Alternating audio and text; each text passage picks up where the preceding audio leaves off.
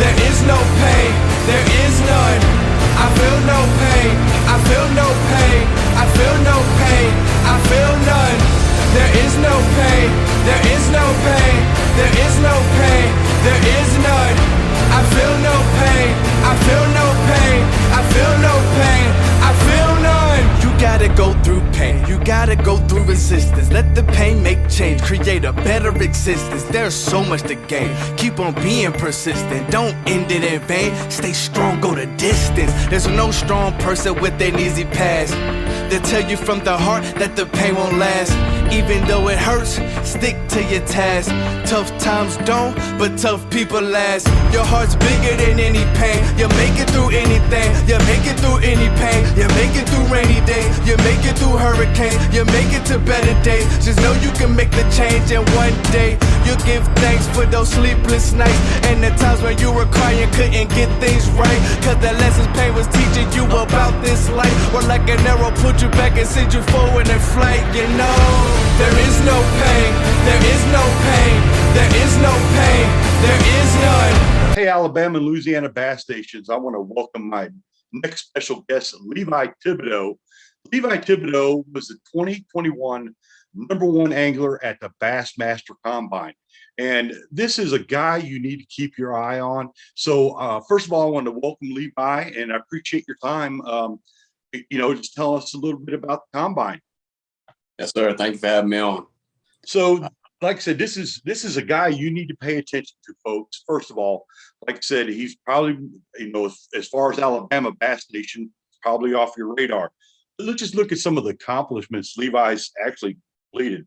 Like I said, #1 at the 2021 Combine, but he's also a 2022 All-American. He 2022 Angler of the Year in the Louisiana Bass Trail. He's also co-angler champion of the Toyota Southwestern Series and won a boat. He's got some couple of top tens in the Toyota Series. And this guy just graduated high school last night. So, hey, Levi, congratulations on all those accomplishments. Thank you. Thank you. So, let's tell us a little bit about yourself. First of all, where you're from, where you live, anything you want to share. I live in Chack Bay, Louisiana. I just graduated from Thibodaux High School. I fished on the Lafourche Bassmasters high school team for 4 years, and our team's been steady growing. But I played freshman and sophomore year, and then I kind of picked up the fishing thing and took that from there. So, well, you say that, Levi. I met you 10 months ago, back in October at that Combine. And like I said, I'm a big follower of Louisiana Bass Trail. Shout out to Tommy Abbott out there for all the great things he does. Man, your career has just kind of exploded since that Combine. And I want you, take us back to October when you signed up for the Combine. Tell us how you prepared and, what it was like going through the Combine. So we'll start off, first of all, tell me how you prepared for the Combine. So it was pretty cool. So the way I kind of prepared for it was I saw the events that they had and the stuff we had to do, the casting, the knot tying, the flipping, stuff like that. And I figured the best way to prepare for it would just be to kind of practice it. So I got some cups and stuff and got them up in the living room and outside on the screen porch, and every other night. It wouldn't be every night kind of thing, but probably every other night, 2 or 3 nights a week. I would get out there and, practice flipping in the cups and stuff like that. And that's on top of when you're not fishing. When you're out there fishing, you can do the same thing, just hitting certain spots on trees and stuff, just getting your casting accurate. And then as far as the knot tying, that's just I kind of got in the shed and got some old string, like some old monofilament and stuff, nothing too expensive. And would just practice tying knots. And I watched a video of a guy on YouTube, and he would get, it was like, I can't remember his name off the top of my head, but anyway, he would get some gloves, some rubber gloves or leather gloves, and he would tie some knots and he would pull them together like that and just see like what knots would hold and how strong they were.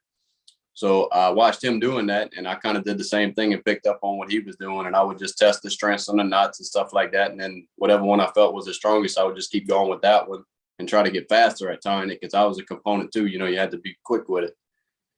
So that, and then as far as the casting distance, that's just kind of that can be practice, but not so much as the other two categories. Okay. So, it sounds like, I gave you a special introductory song. It says No Pain, but how, you spent a lot, you were the number one. You came in there and, you spent a lot of time. There was a lot of probably pain going through practice and preparing, just kind of tell me how you motivate yourself to go through all that. Absolutely. No, it's a lot of dedication. I mean, you got to really want it bad. And, you got to just think about there's a lot of other guys out there that aren't putting in the work that you're putting in. And if you put in enough work, it'll pay off eventually. So that's kind of my mindset going into it. Mm-hmm. So, let's go to day one of the combine. You walk in there, all the coaches have their boots set up and you go around talking to them. Kind of tell me, how you approached it, what you said to the coaches. Tell me why you were interested in a certain school or not a certain school.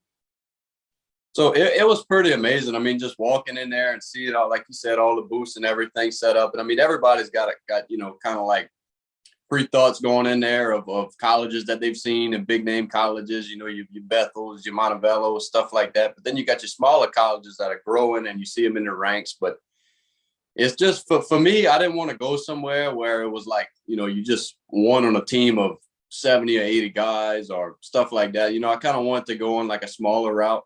So that's why I ended up signing with LSU Shreveport. But not only that, I mean, they're steady growing. I mean, they're in the top 10 in the ranks. So they're really moving up good. But I just wanted to go somewhere that really had a coach and somebody that cared about the program. So that's why I kind of chose how I did. So prior to you getting to the combine, did you have any contact with that coach, or is that somewhere you really wanted to go? Or, naturally you showcased your talent there at the combine. Yes, sir. Yeah, I had met Coach Charles actually my sophomore year. I had met him. He comes to our weigh-in sometimes with the Louisiana high school deal. So that's how I kind of met him through that. But as far as the other coaches, I hadn't met any of them. But I mean, they got some really other good coaches out there. And I mean, they got some good programs that attend that combine. Awesome. So any advice you would give to anglers who will be attending the 2022 combine when they're interfacing with a coach or, any of the athletes that are going to be there recruiting?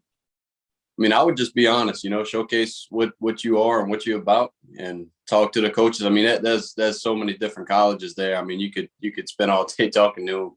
But I mean, I would just, before I go there, have a couple in mind. And I mean, it's okay if you want to expand out after you get there, but I mean, maybe have a couple in mind going into it and just check them out whenever you get there.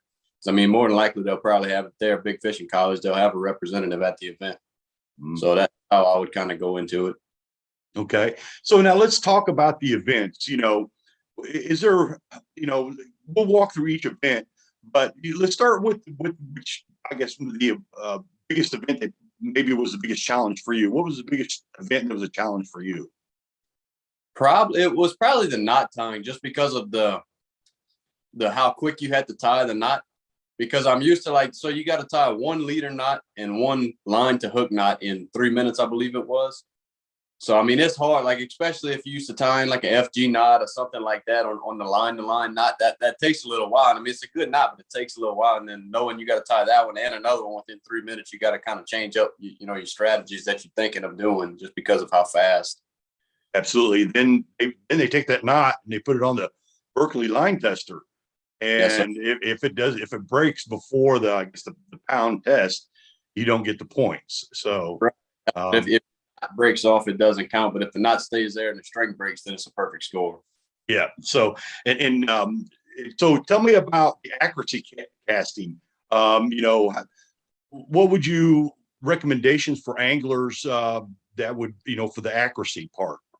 So the accuracy part, that's really how I prepare for it early, like I said, with the cups and everything. But they do. So if you knock out all the targets in the time that they give you, I don't remember exactly what it was, but if you knock out all the targets in that time, then you get a perfect score. But the way they do as far as who wins that event is who does it in the fastest time. So it's really just all about how many targets you can hit and how fast you can hit them. Okay. All right. And so, and I look at the scoreboard, I pulled up the scoreboard.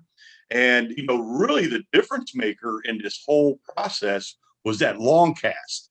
And so, kind of tell me, your strategy in that, because that was a key difference maker between, first place, third place was just a few points. So kind of tell me how you went about that. And we also understand, remember, you had 30-mile-an-hour winds that you guys were casting into. Absolutely. No, well, so the two other events, your knot tying and your accuracy, those you can only get a set amount of points. Like you can only get a perfect score. With a casting distance is the only one where you can really like exceed other people in your score. And that's just because as far as you cast it, that's how many points you get. So, and you're right, with that day, it was real challenging with the wind because you got to keep it in between these two ropes. And man, with that wind coming 30 miles an hour, it was like a crosswind. They had us throwing a big spook out there. Man, that spook was going all over the place. But you get 3 tries to land your farthest one in between the ropes. And they got, a spray paint, kind of like a football field. And you just kind of make your farthest one out there. But that's really, if I had to focus on one event to practice for, that would be it. Just because, like I said, that's the one you can really excel your score. And I would recommend that, you're expecting a perfect day, but go out there and practice in high winds, just like you guys. I mean, out of the blue, the high winds came, 30-mile-an-hour winds, and probably threw everybody off. And that made a big difference there. So, yeah, absolutely. So, what other recommendations would you have for angler? I mean, because they covered you had some one-on-one time with coaches. I think you went out and graphed some stuff, if I remember right. Kind of tell me about that.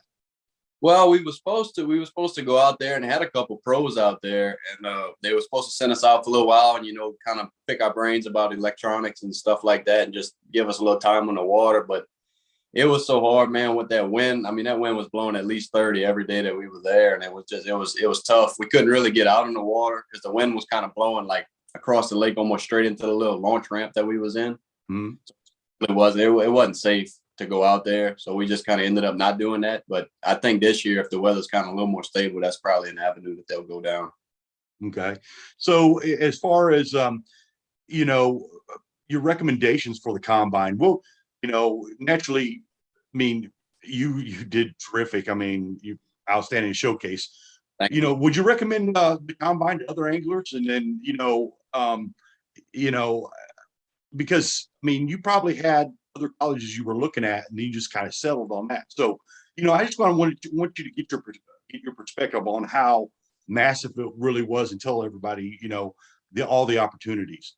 Yeah, I would absolutely recommend it. I mean, if you're really thinking about doing college fishing, it's definitely something that I would try to attend. I mean, there's just so many things that you can look at over there as far as colleges. And then also on the side of meeting people, I met the guy I'm actually going to be fishing at LSU Shreveport with. I mean, I kind of knew about him before going into it, but I really got to know him good at the combine. And now we actually fishing a tournament this weekend on Ross Barnett, and then we're going to be partners in college. So it's really good experience as far as that, meeting people and networking with different colleges.